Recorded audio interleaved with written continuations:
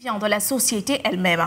C'est elle qui produit de la violence. C'est donc sur celle-ci qu'il faut agir, disait Lionel Jospin, célèbre penseur. Comment donc agir face à l'augmentation massive des violences contre les personnes observées au sein de notre société?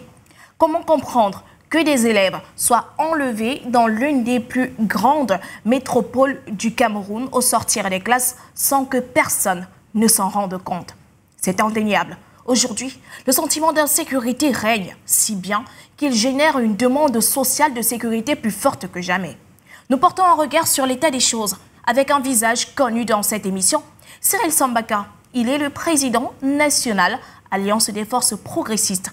Avec notre invité, nous parlerons brièvement du conflit qui oppose Israël et le mouvement palestinien depuis le 7 octobre dernier, avec notamment la sortie de l'Union africaine. Aujourd'hui, la position de l'Afrique à travers cette institution peut-elle avoir un impact sur ce qui se passe? Voilà entre autres les principales articulations de cet après-midi. Mesdames et messieurs, le Grand 7, votre rétrospective de l'actualité, c'est sur Dash News. A tout de suite.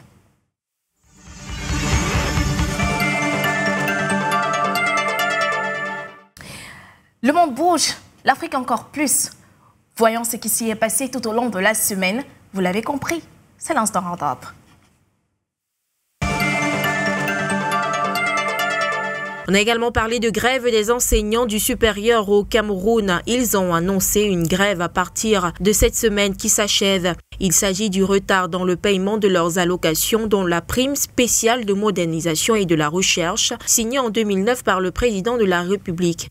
Certaines de ces allocations accusent du retard dans le paiement jusqu'à ce jour, disent les enseignants. Douala en proie à l'insalubrité au Cameroun. La mairie de la ville de Douala a employé 650 jeunes non scolarisés. Ils ont été départagés dans les 5 arrondissements de la métropole économique. Ils seront chargés de sillonner les artères de la ville pour redonner à Douala son visage d'antan. En Côte d'Ivoire, le nouveau gouvernement de Robert Begré-Mambé a été rendu public cette semaine. Robert Begré-Mambé a été lui-même nommé Premier ministre de la Côte d'Ivoire cette semaine en remplacement de Patrick Achi. Le décret de nomination a été lu à la télévision par le secrétaire général de la présidence, Abdourahmane Sissi. Sa première mission était donc de former un gouvernement qu'il a proposé au chef de l'État et rendu public cette semaine. Au Libéria, le pays se dirige vers un second tour de la présidentielle avec un duel entre le président sortant George Weah et l'opposant Joseph Boakai au coude à coude selon des résultats provisoires issus du dépouillement de plus de 90% des votes. Le second tour est prévu au début du mois de novembre mais pourrait se tenir plus tard en raison d'éventuels recours. À Madagascar, la session parlementaire a été ouverte cette semaine. La présidente de l'Assemblée nationale, Christine Razanama-Soa, en a profité pour s'adresser aux candidats à l'élection présidentielle. Notamment, elle a parlé du climat qui prévaut autour de cette élection dans le pays. En République centrafricaine, le procureur de la Cour pénale internationale a annoncé cette semaine l'abandon des charges contre l'ex-chef des milices autoproclamées d'autodéfense formées majoritairement de combattants chrétiens et animistes en Centrafrique. Un revirement dans une affaire qui défraie la chronique dans le pays depuis quelques mois maintenant. En République démocratique du Congo, l'armée sud-africaine a rappelé cette semaine 8 soldats du contingent des casques bleus de l'ONU déployés dans le pays. Ils sont soupçonnés d'abus sexuels et pratiques de prostitution près de leur base. Une attitude qui est de plus en plus reprochée aux soldats de l'ONU dans plusieurs pays africains. Au Mali, l'ONU a affirmé que depuis plusieurs semaines, de multiples obstacles l'empêchent d'organiser le processus de retraite de la mission multidimensionnelle intégrée des Nations Unies pour la stabilisation dans le pays, selon le calendrier officiel. Le Conseil de sécurité des Nations Unies a approuvé en fin juin la fin de la MINUSMA avec un départ accéléré sous 6 mois, conformément aux souhaits du gouvernement de transition malien. En Guinée, une douzaine de journalistes ont été arrêtés puis libérés cette semaine lors d'une manifestation. Ils protestaient contre le blocage du site de Guinée Matin. Le syndicat de la presse privée de Guinée avait donc appelé la profession à une marche dans le centre de la capitale pour réclamer la levée des restrictions imposées à leurs confrères du journal. Et c'est ici que s'achève ce round-up de l'actualité de la semaine. À bientôt. Merci Marie-Van Ndongo pour ce round-up de l'actualité. Je vous le disais au sommaire, nous recevons sur ce plateau Cyril Sambaka. Bonjour Président. Bonjour à tous les téléspectateurs. C'est un plaisir de vous avoir de nouveau sur ce plateau. Alors, mesdames et messieurs, on fait le point en images. Je vous propose cet élément de Stéphane Dibébé et on se retrouve juste après.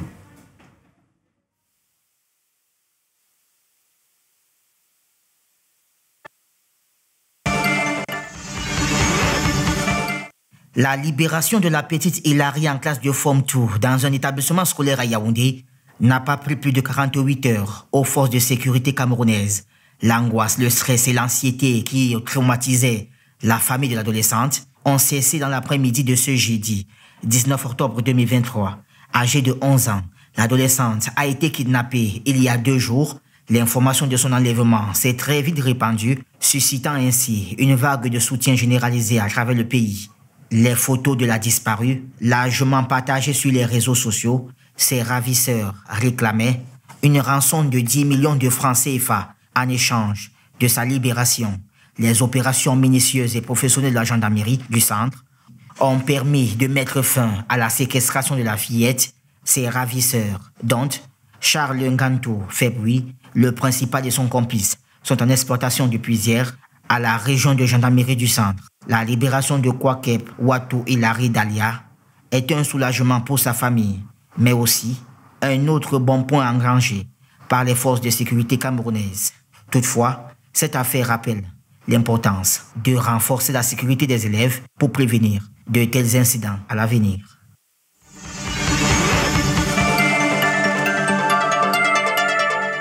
Merci Stéphane Dibébé pour cet élément. Alors, Président, entre kidnapping, meurtre, le Cameroun est en proie à une montée de l'insécurité. Qu'est-ce qui peut justifier cet état des choses? Nous devons dire que si nous revoyons le passé du Cameroun, où rien ne filtrait, on peut dire qu'on a beaucoup régressé parce que ces violences et autres apparaissent de partout. Mais tout cela, c'est parce qu'on n'a pas prévu comment organiser la société. Parce que moi, je me rappelle, quand nous étions tout jeunes, dans les quartiers, tout le monde se connaissait. La décentralisation, même sans avoir le nom de décentralisation, les gens vivaient déjà en communauté et c'était quelque chose de formidable. Newbel, par exemple, qui accueillait tout le monde, c'est-à-dire que ce soit des gens qui viennent de partout du Cameroun, que viennent de l'étranger, c'est Newbel qui les accueillait. Mais les gens se connaissaient. Et il était difficile qu'on vive des choses de ce genre. Est venue la mauvaise gouvernance, la corruption, tous ces maux qui minent le Cameroun actuellement. Ce sont les conséquences.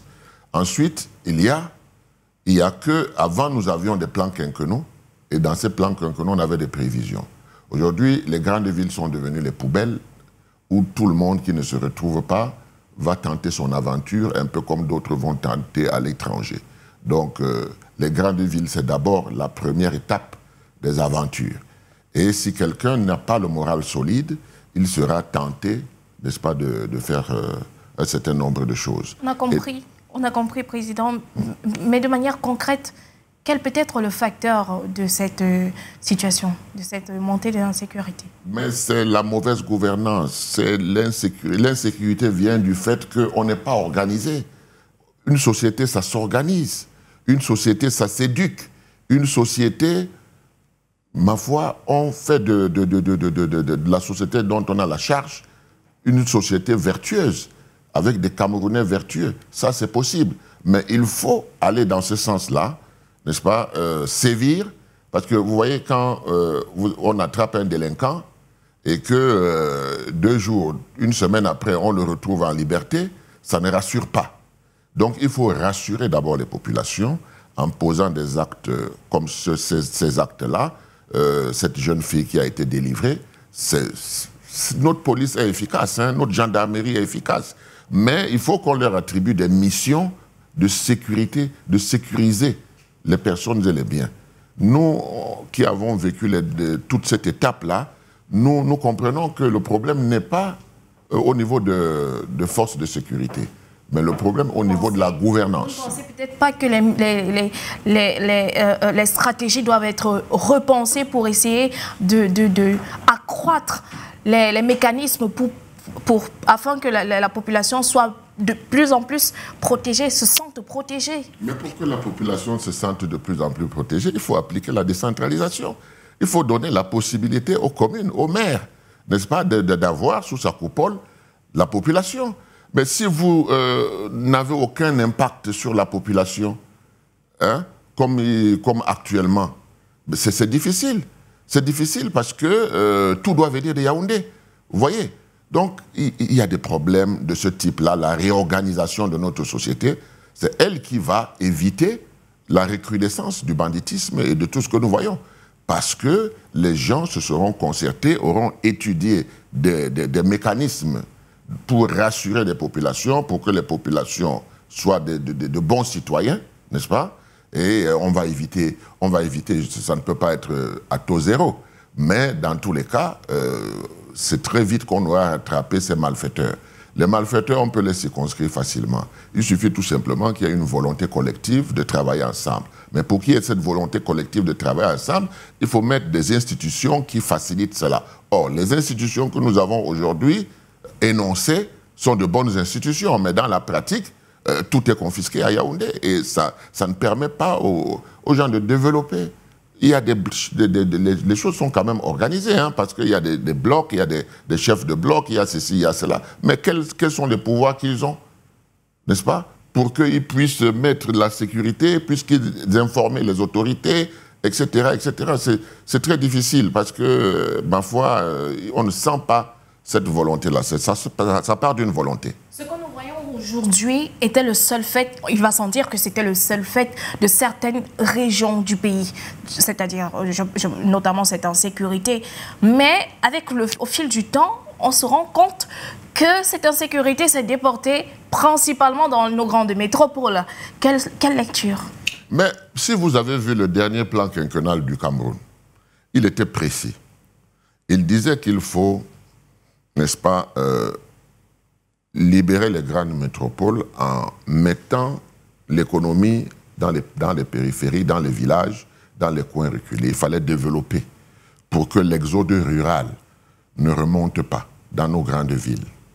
Et il y a un plan qui avait été mis en place, n'est-ce pas, un plan économique qui avait été mis en place d'agriculture, qui avait connu un succès dans le littoral, notamment à Konjok, où des gens se retrouvaient, on leur donnait des terres, on les encadrait, etc., etc. Ça devait être fait dans tout le Cameroun. Mais ça a été arrêté. Les plans quinquennaux ont disparu. Et, évidemment, tout le monde s'est déversé dans les grandes villes, y compris ceux qui ne sont même pas camerounais. Et vous voyez donc la recrudescence des motos, taxis, toutes ces choses-là, des gens qui auraient pu rester dans leur coin et développer si on avait évidemment continué avec les plans quinquennaux, on aurait des routes pour ressortir les vivres, on continuerait à alimenter les pays voisins et tout ça. Le Cameroun avait un destin qui était déjà tracé. Malheureusement, en arrêtant toutes ces choses, la recrudescence est obligatoire dans les grandes villes. C'était prévu. Il ne fallait pas que les villes soient saturées. Ensuite, avant, quand nous on était jeunes, il y avait des usines, il y avait des industries ici, il y avait des gens qui allaient travailler. Aujourd'hui, c'est le chômage. C'est le chômage. Donc ce chômage-là entraîne évidemment pas mal de choses qui facilitent le banditisme que nous voyons. Les gens inventent des choses, les réseaux sociaux sont arrivés, ils voient ce qu'on fait ailleurs, ils regardent comment on fait des enlèvements et tout, ils s'essayent à cela. Bon, mais il faut mettre fin à toutes ces choses et je sais que l'État en a les moyens. Le cas le plus récent, celui de la jeune Hilary enlevée à Yaoundé, met en exergue un phénomène récurrent, celui de l'enlèvement des enfants. Est-il évident de vivre dans une société où l'on craint pour sa progéniture, Président? Évidemment, on doit pouvoir craindre pour sa progéniture. On craint pour sa progéniture. Ce n'est pas seulement sa progéniture. Nous, on a été très jeunes ici, aimant la vie. On allait la nuit dans les boîtes de nuit, on rentrait à la maison à pied. Hein. On n'avait aucun problème. Mais aujourd'hui, quand on vous demande de faire 500 mètres à pied, vous hésitez. Vous hésitez. Ouais, donc ces choses-là sont arrivées progressivement, tout doucement, mais ça peut partir très rapidement. Il suffit qu'on organise la société. Est-ce qu'on peut établir les responsabilités? Les responsabilités, dans des cas comme ça, c'est ceux qui nous gouvernent. Ils n'ont pas fait de bonnes prévisions. Pourtant, c'était écrit dans les plans quinquennaux. Je vous dis, le dernier plan quinquennaux que le Cameroun a eu, tout ça a été dedans. Il fallait éviter que nos grandes métropoles soient saturées de chômeurs.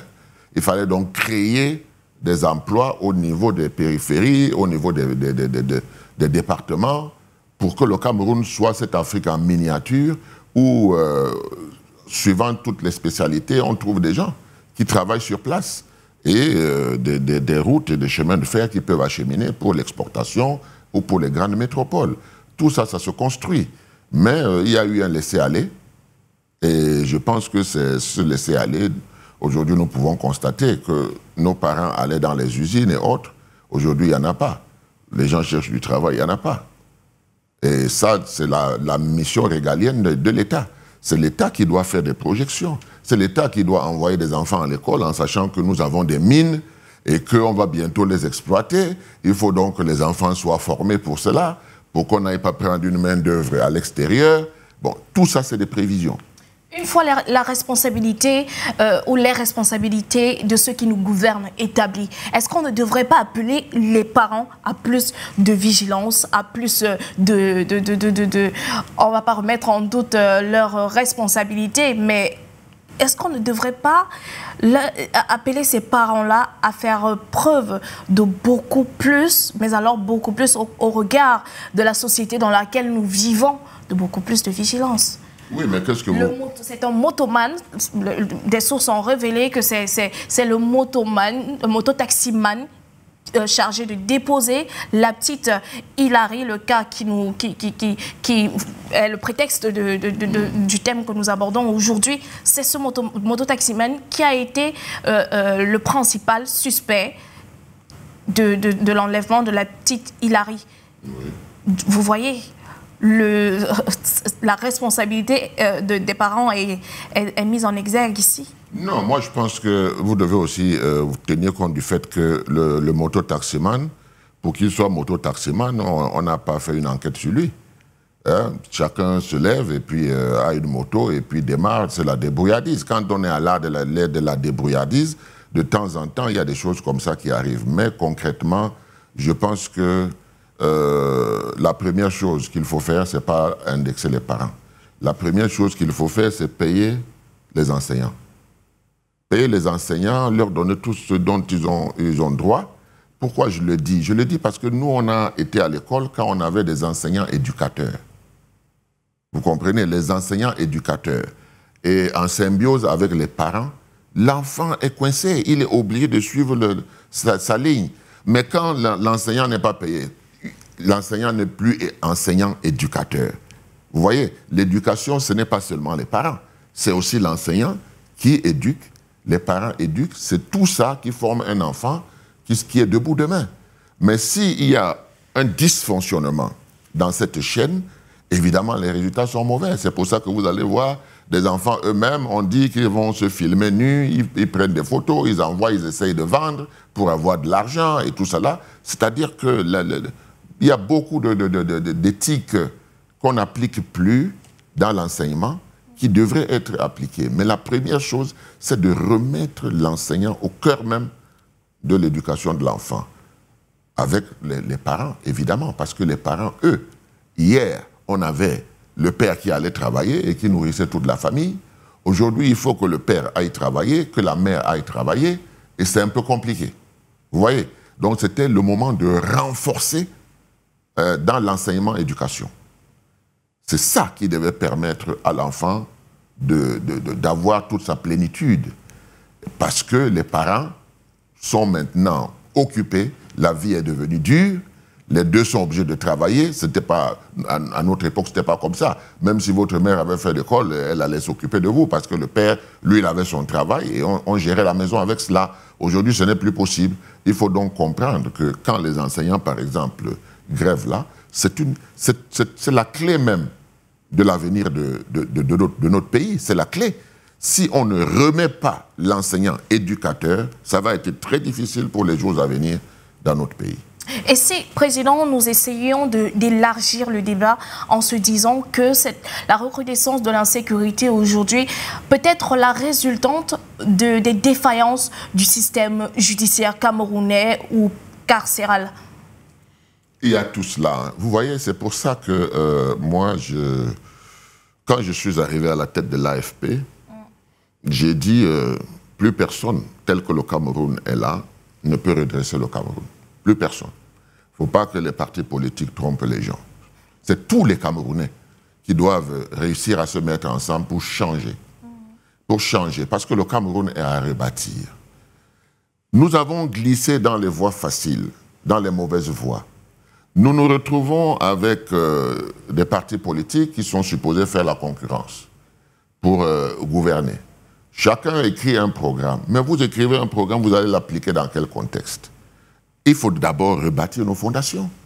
C'est pour cette raison que j'ai dit le Cameroun a une chance formidable. Formidable parce qu'il a échoué dans le vent de l'Est, dans les années 91. Le régime est resté. C'est les gens qui venaient de l'extérieur. Mais aujourd'hui, chaque Camerounais sait que ça ne va pas. Donc chaque Camerounais doit comprendre que cette résilience doit aboutir à quelque chose de profitable pour tout le monde. Et c'est l'une des raisons donc pour dire que notre administration, elle est mauvaise, notre éducation, elle est mauvaise, tout est mauvais. Il faut donc rebâtir ça, mais il ne faut pas rebâtir avec un messie. Il ne faut pas que les Camerounais attendent un messie.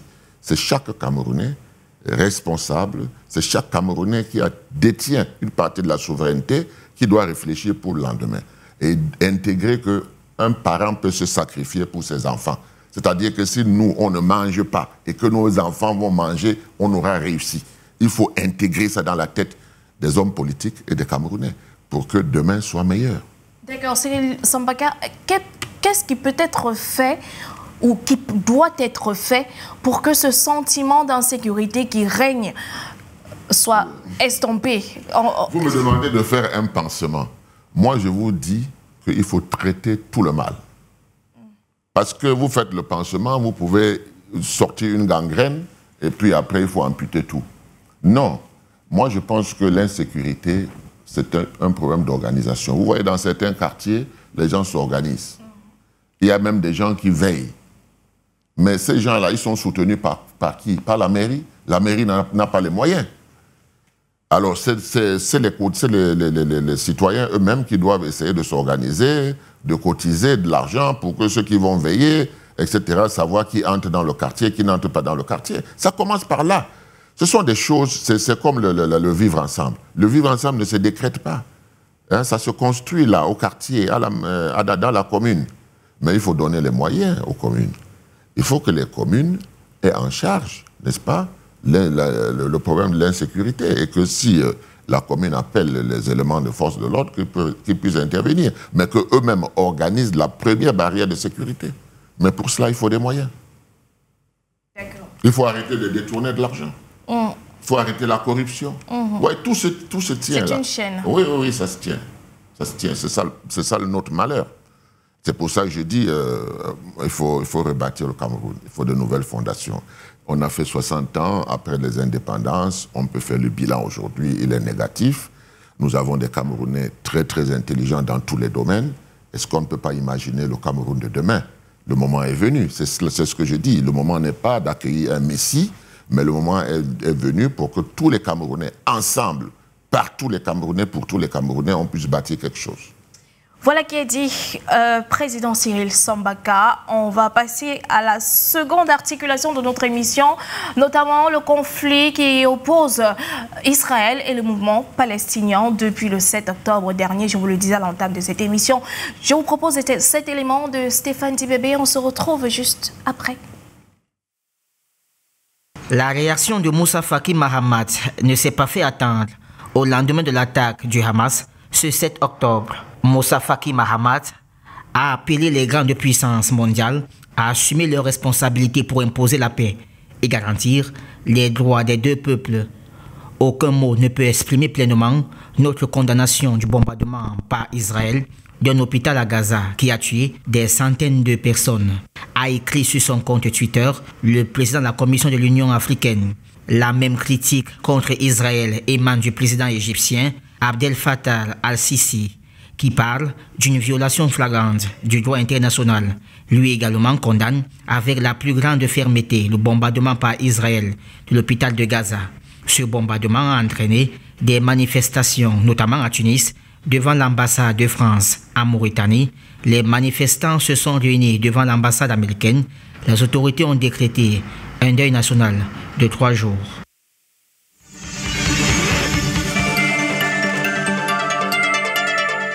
Président, au sortir de cet élément, j'aimerais vous poser la question, d'après vous, à qui profite cette guerre?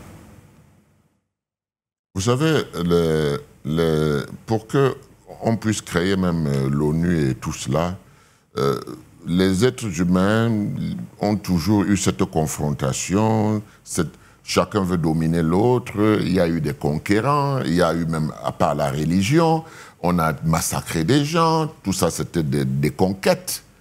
Et ça n'a pas changé. On a changé de méthode. Parce que quand vous voyez des gens s'indigner là, qu'on a bombardé un hôpital, mais quand on bombarde un hôpital, où est la différence entre ceux qui meurent et ceux qui ne meurent pas dans l'hôpital suite au bombardement? Donc c'est le bombardement qu'il faut éliminer. Ce n'est pas un problème d'hôpital. Mais tout le monde profite du fait que c'est dans un hôpital que ça a été fait pour s'indigner. Mais il faut s'indigner de la guerre. Il faut s'indigner du fait qu'un peuple se retrouve dans une prison, n'est-ce pas, à ciel ouvert. Il faut s'indigner du fait qu'on ne puisse pas mettre la paix dans cette région. Bon, moi je comprends qu'Israël, n'est-ce pas, se dise nous devons nous protéger, nous avons subi beaucoup de choses dans notre parcours, mais pas quitte à mettre un peuple qui a accueilli, n'est-ce pas, dans une posture d'esclaves. Parce que ces gens qui prennent les bombes, qui mettent sur eux, ils vont s'éclater. C'est parce qu'ils n'ont plus d'espoir. Et on se moque d'eux en disant que non, c'est parce qu'ils pensent que quand il va mourir, il aura cette vierge dans le ciel. Non. Moi, je pense qu'il ne faut pas que d'un côté, il y ait des gens qui pensent qu'ils sont au-dessus de tout et de l'autre côté, des esclaves. Ce n'est pas bon. Donc il y a d'abord une injustice. Nous avons eu cela en Afrique du Sud à l'époque. Il y avait l'apartheid. On a connu ça. Le monde ne vit que comme cela. De domination en domination. Maintenant, il est en train de se rééquilibrer. Il est en train de se rééquilibrer parce que, comme on dit souvent, Dieu n'oublie pas tout le monde. Le monde est en train de se rééquilibrer. C'est le moment de tout organiser, n'est-ce pas, afin que le monde aussi devienne ce monde-là où on peut progresser sans absolument écraser l'autre. Mais pour le moment, on y est. Après des jours d'attente, les premiers convois ont pu faire leur entrée à Gaza. Comment comprendre ce qui transparaît clairement, notamment ce silence complice de la communauté internationale, dont les États-Unis, la France et l'Union européenne, ou encore l'Union européenne? Ces convois qui sont entrés, c'est une moquerie pour le peuple palestinien. Parce que les estimations sont autour de 100 camions par jour. On fait entrer une vingtaine de camions. C'est pour voir ce peuple-là s'entre-déchirer pour avoir un grain de blé. On sait très bien quels sont les besoins. Les besoins, c'est autour de 100 camions. Mais on fait entrer 20 camions et on stoppe. Vous vous imaginez ce qui se passe de l'autre côté? Non, l'être humain ne doit pas être chosifié à ce niveau. Parce que même les organisations internationales montrent en fait qu'ils sont incapables de régler des problèmes. Tout le monde court parce qu'on a bombardé un hôpital. Mais on n'a pas bombardé que l'hôpital. Ben, l'hôpital, peut-être que même le pourcentage des gens qui devaient mourir à l'hôpital est plus élevé que ceux qu'on bombarde et qui sont hors de l'hôpital. Président, la position de l'Afrique dans l'Union africaine peut-elle avoir un impact sur ce qui se passe? Quelle Afrique? L'Afrique commence à vouloir se reconstruire. Parce que l'Afrique est une grande puissance. C'est la puissance de demain. Les Africains n'en ont pas encore conscience. Et on ne leur facilite pas la tâche. Et ils n'ont pas suffisamment de volonté de par leurs dirigeants de comprendre que les choses doivent se faire par nous-mêmes. Et que nous avons les capacités de le faire par nous-mêmes. Quand l'Afrique s'éveillera, quand on pourra écrire, et ça c'est Lumumba qui l'a dit, le jour où les Africains écriront leur vraie histoire, ce sera une histoire de gloire, ce sera une histoire de fierté. Parce que les Africains, ça a commencé avec les Africains, ça terminera avec les Africains. Nous avons le monde entier contre nous. Il faut le savoir, parce que nous avons ce que les autres n'ont pas, autant de richesses. Vous prenez la carte minière, par exemple, du Cameroun, vous allez être choqués de tous les minéraux qu'il y a dans notre pays, qui n'ont même pas commencé un début d'exploitation. Mais est-ce que notre éducation est orientée vers l'exploitation de cela? Est-ce que nous avons des ingénieurs financiers suffisamment? Nous n'avons que des fonctionnaires. Je suis désolé de le dire, mais ce n'est pas le métier des fonctionnaires. Les fonctionnaires doivent encadrer, doivent faciliter, mais il y a des cerveaux. Notre école de Polytech, qu'est-ce qu'ils forment aujourd'hui? Des gens qui s'en vont au Rwanda, des gens qui s'en vont au Canada, parce que le Cameroun est déjà bâti.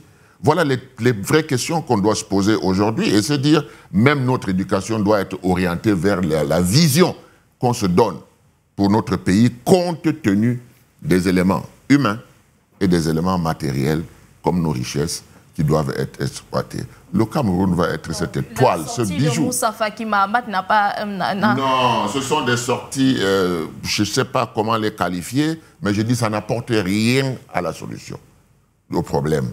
Parce qu'il le dit, il profite du fait qu'un hôpital a été bombardé. Mais il sait très bien que même l'ONU n'est pas capable de dire quelque chose à Israël. Dès que Israël dit tous, c'est le monde entier, c'est l'Occident qui touche. Vous comprenez? Il faut qu'on essaye de voir comment est-ce qu'on peut pacifier, parce que les Palestiniens aussi ont droit au bonheur. On ne peut pas avoir des peuples comme ça. Je ne dis pas qu'ils sont des innocents, mais ils ont droit au bonheur, parce que quand ils vont éclater là-bas en Israël avec des bombes, c'est parce qu'ils n'ont même plus d'espoir. Donc il faut créer cet espoir, et ça, c'est ça, les organisations internationales, elles doivent être justes, elles doivent travailler pour la paix dans le monde, et non, ma foi, attendre qu'un hôpital soit bombardé pour qu'il y ait la levée de boucliers sans conséquence d'ailleurs. D'accord, Président. Ce sera tout pour les deux premières articulations de cette émission. Merci d'avoir répondu. Je vous ai vu hésitante un peu parce que j'ai été très dur aujourd'hui, mais je pense que l'heure est arrivée de penser que nos enfants ne doivent pas souffrir comme nous. On doit préparer l'avenir de nos enfants. On s'habitue, Président, on s'habitue à vos sorties. Mesdames et messieurs, tout de suite après cette transition, on prend la troisième articulation. À tout de suite.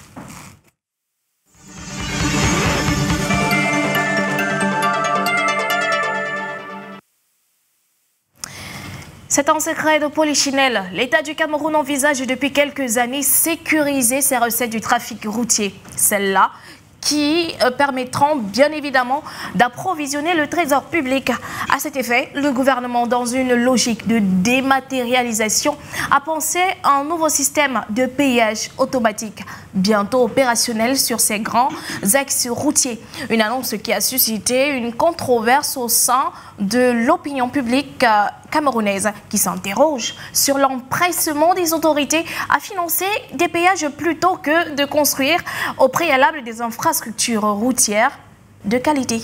Pour en parler, nous recevons sur ce plateau Patrick Manga, DGA de l'entreprise Tolcam en charge des travaux. Bonjour, monsieur Patrick Manga. Bonjour. C'est un plaisir de vous recevoir sur ce plateau. Merci de m'avoir invité. Alors, vous êtes DGA de Tolcam. Oui. Le Cameroun a jeté son dévolu sur votre entreprise, a choisi, on va le dire ainsi, votre entreprise. Le fruit d'une expérience En fait, il faut comprendre c'est quoi Tolcam. Tolcam, c'est une joint venture, donc un partenariat entre le groupe Faya et le groupe Aegis, qui ont répondu à un appel, si on peut l'appeler comme ça, un appel d'offres pour un PPP, un partenariat public-privé, et qui, au cours d'un long processus, a abouti à la signature d'un contrat avec l'État, avec la participation et sous le contrôle de la CARPA, qui est l'organisme de conseil et d'appui pour les signatures de PPP au Cameroun. Et donc Tolcam a donc remporté ce partenariat. Mais comme je le disais, pour expliquer pourquoi Tolcam, c'est que Tolcam, c'est Aegis, qui est une entreprise d'ingénierie reconnue, et Faya, donc les compétences ne sont plus à démontrer dans le domaine des infrastructures. Votre entreprise aura jusqu'en 2041, date de la fin de votre contrat, du contrat qui la lie à l'État pour mener à bien les missions qui lui ont été assignées. Comment procéderiez-vous pour mener à bien celle-ci? Alors, dans le contrat, en fait, nos missions, c'est quoi? Nos missions, dans un premier temps, étaient de construire les 14 péages qui ont été choisis. Les 14 péages, et ensuite de les exploiter. Pour parler de la mission en elle-même, la construction, elle est déjà en cours, donc les 7 premiers sont presque terminés. L'exploitation va commencer dans les jours ou les semaines à venir. Nous avons dans nos missions la formation d'un certain nombre de Camerounais à ce métier, qui est un nouveau métier, et l'exploitation, la maintenance des gares de péage et le suivi des recettes, la collecte et le suivi des recettes. Voilà nos missions pendant ces quelques années qui nous lient à l'État. D'accord. Et si nous faisions le point, où en êtes-vous avec les travaux? Alors, comme je disais, aujourd'hui, la construction des 7 premiers péages est terminée, à savoir Mbankomo, Boumiebel, Edea, Tiko, Mbanga. J'en oublie peut-être, non, c'est Nkomtu, voilà, c'est le dernier. La construction est terminée. Aujourd'hui, on en est au dernier réglage.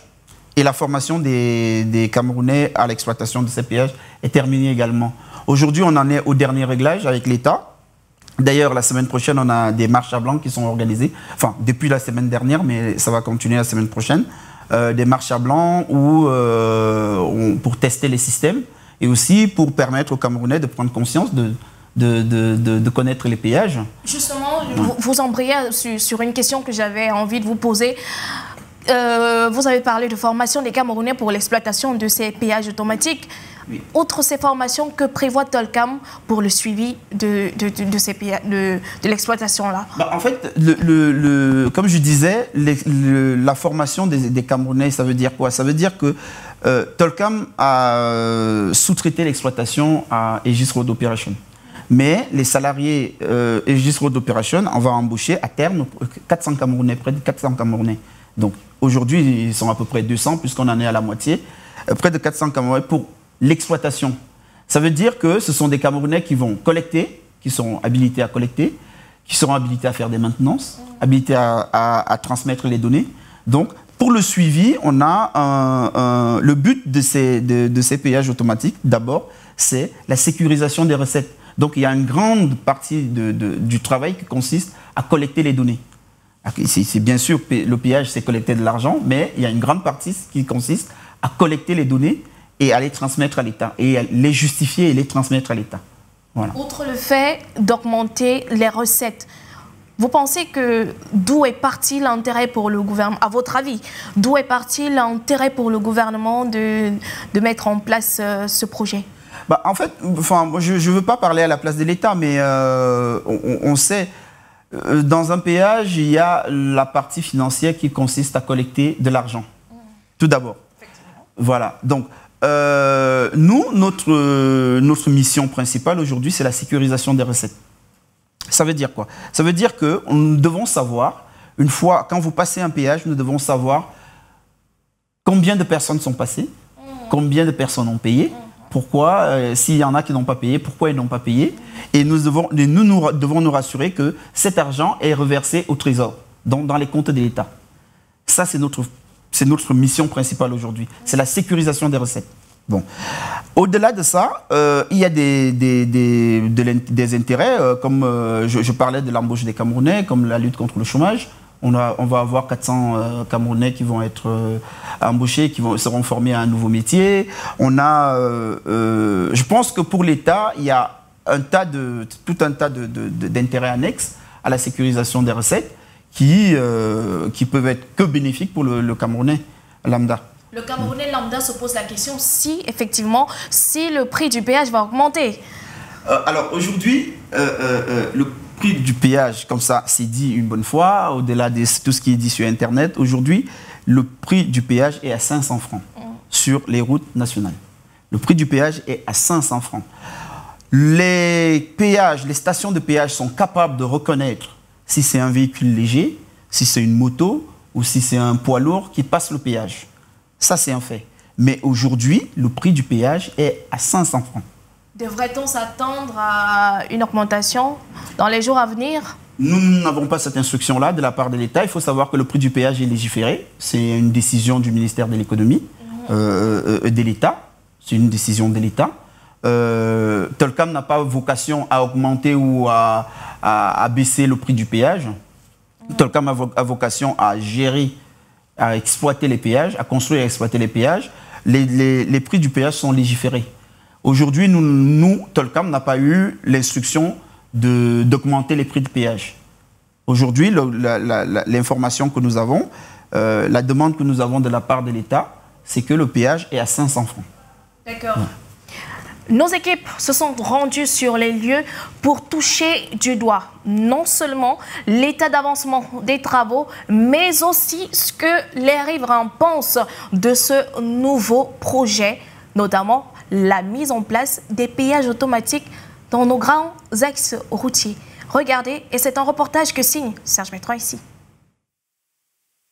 Flambant neuf à l'entrée de la ville, le péage automatique de Mbanga affiche déjà fière allure, même avant son mise en service. La barre blanche et rouge qui se lève laisse passer le véhicule après perception du montant correspondant. Voilà désormais le principe fonctionnel des nouveaux péages automatiques dont va se doter le Cameroun. Sur le site du péage de Tiko dans la région du sud-ouest, le principe est simple. Au franchissement des lignes médianes, le véhicule est identifié par catégorie qui varie de la première à la 5e. Et après identification, le montant correspondant à 500 francs CFA s'affiche sur l'écran où se trouve le collecteur de péage. Les paiements s'effectuent soit en espèces, soit par carte NFC ou par code QR via un scanner contre délivrance d'un ticket de franchissement. Une opération à la fois satisfaisante pour le conducteur que pour les percepteurs. Les nouveaux péages présentent des avantages pour les usagers en termes de gain de temps et de facilité de paiement. Pour l'État, ils permettront de sécuriser les recettes, optimiser les revenus tout en réduisant les risques de corruption.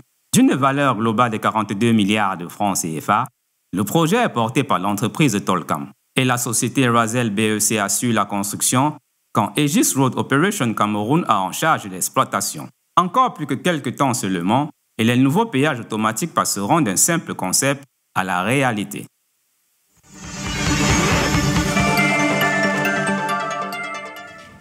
Merci Serge Bertrand. Ici, alors Patrick Mangan, on vient de le voir, mais vous avez parlé de la capacité que ces péages automatiques ont à déterminer quel type de véhicule est en train de circuler, on va le dire de manière terre à terre. Alors, en termes de traçabilité, je reviens encore sur ce volet de la chose. En termes de traçabilité, que vaut ces péages? D'autant plus qu'on sait que les détournements ont été enregistrés avec l'ancienne méthode. Que vaut ces péages? En fait, en termes de traçabilité, c'est le cœur même de l'intérêt même de ce péage. C'est-à-dire qu'aujourd'hui, on est incapable de faire un lien entre le nombre entre le trafic et le nombre de transactions enregistrées et la recette perçue par l'État. Demain, avec les nouveaux péages, on saura exactement quel type de véhicules ont franchi les péages, quelle quantité de véhicules ont franchi les péages, voilà, et on sera capable de faire le lien entre la perception de l'État, la perception de la collecte ce que l'État perçoit en termes de péage, en termes de collecte, et le trafic. En parlant de collecte, les prévisions avancées par le ministère des Travaux publics projettent des recettes en 2040 à plus de 50 milliards, soit une progression de 49,5 milliards de francs CFA en l'espace de 18 ans. Rappelons que les estimations de celle-ci à fin 2023 s'élèvent à 4 milliards de francs CFA. Voilà les statistiques officielles. Et maintenant, je vous pose la question, le système de péage automatique est-il en mesure de booster autant les collectes? Alors, ce qu'il faut comprendre, c'est que le système de péage ne va pas augmenter le trafic. Ce sera forcément le même trafic sur les routes. Ce que le nouveau système de péage va faire, c'est qu'on va sécuriser ces recettes-là. C'est-à-dire que, comme je le disais bien avant, c'est-à-dire qu'on sera capable, ces estimations, nos estimations sont faites en fonction des comptages qu'on fait sur les routes. On sera capable de dire, il y a 10 voitures qui sont passées, il y en a 9 qui ont payé. Celle qui n'a pas payé, c'est parce que c'est un corps constitué, c'est encadré par la loi, et que sur les 9 qui ont payé, l'État a bien perçu la recette de ces 9 véhicules. Voilà. Alors, sans toutefois éluder une question importante, notamment celle des controverses observées depuis l'annonce de ce projet. En tant qu'acteur que vous êtes DGA de Tolcam, que pensez-vous des critiques portées à l'endroit de ce projet? Moi, je pense que les critiques, c'est le propre de tout projet, de toute nouveauté, les critiques. Et surtout, c'est le fait que c'est le manque de connaissances et de communication. Je pense qu'il faut expliquer. Il faut expliquer à la population que la révolution, elle est au niveau de la technique et de la technicité. La révolution, elle est au niveau de la sécurisation des recettes. La révolution, elle est au niveau de la traçabilité de ces recettes. Et que il ne faut pas trop croire à tout ce qu'on lit sur Internet. Vous savez, nous avons en Afrique la maladie des réseaux sociaux où on est responsable de rien. Derrière son écran, on écrit tout ce qu'on veut, tout et n'importe quoi. Patrick Mangasson, on a compris, mais il va sentir que les téléspectateurs, les Camerounais lambda, on en parlait il y a quelques instants, se demandent pourquoi s'empresser de construire des péages automatiques alors que les infrastructures routières au Cameroun ne répondent pas à des standards. Alors, je ne vais pas répondre à la place de l'État. Tolcam n'a pas vocation à se substituer à l'action de l'État. Je ne vais pas répondre à l'action de l'État. Mais tout ce que je peux dire, c'est que pour entretenir une route, pour construire une route, il faut de l'argent. Et si on n'a pas assez d'argent pour le faire, on ne peut pas le faire. Vous pensez que les collectes faites via les péages automatiques vont permettre de réhabiliter nos infrastructures routières? Encore une fois, je ne vais pas répondre à la place de l'État. Il faudra poser la question à l'État. Tout ce que je peux vous dire sur ce sujet-là, c'est que nous, aujourd'hui, Tolcam, notre mission, c'est de sécuriser la recette de l'État jusqu'au compte bancaire de l'État. C'est-à-dire qu'on s'assure que la recette perçue sur la route va directement au compte de l'État et de pouvoir le justifier. Voilà. Sur les infrastructures, il faudrait poser la question à l'État. Je ne suis pas habilité, ni je n'ai pas la connaissance pour vous répondre sur ce point-là. Voilà qui est dit Monsieur Patrick Manga, DGA de l'entreprise Tolcam en charge de la construction, de la mise en place des péages automatiques. Nous sommes arrivés au terme de cette émission. Merci d'avoir accepté notre invitation. Merci de m'avoir invité. Mesdames et messieurs, donnons-nous rendez-vous dimanche prochain lorsqu'il sera 12 h. D'ici là, portez-vous bien. Au revoir.